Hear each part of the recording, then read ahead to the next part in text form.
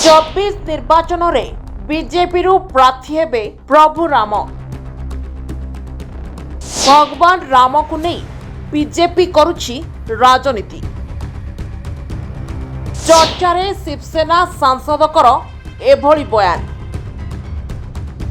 आसंता जनवरी 22 रे अयोध्या रे रामलाला प्राण प्रतिष्ठा उत्सव हेबो, जहाकु नहीं सबुआड़े उत्सव मुखर परिवेश।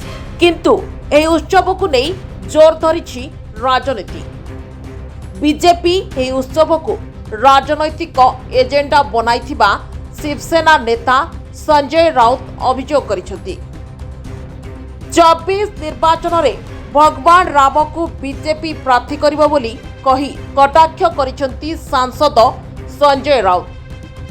प्रधानमंत्री नरेंद्र मोदी अयोध्या गस्तरे थिबा बेले बीजेपी को टार्गेट करी भगवान राम नारे राजनीति करा जाउथुबा बयान दैछंती संजय राउत। एहा पूर्वरु मध्य सांसद संजय राउत राम मंदिर उत्सव को नहीं बीजेपी को टार्गेट करथिले। से कहिथिले जनवरी 22 तारिखर उत्सव होछि बीजेपी रो एक कार्यक्रम।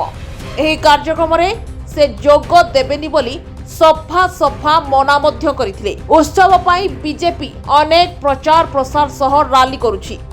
तेबे एही उत्सव रे पवित्रता केउठी अछि बोली से प्रश्न करिसंती।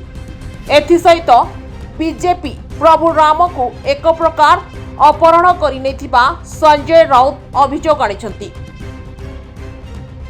संजय को परी अनेक विरोधी नेता निर्वाचन पाई बीजेपी राम मंदिर कार्ड खेलुथुबा अभियोग करुछंती। विरोधी को राम मंदिर प्रतिष्ठा उत्सव रे जोग देवा पाई निमंत्रण रहिथिले मध्य अनेक एथिरे जोग देबेनी बोली कहि सारिछंती।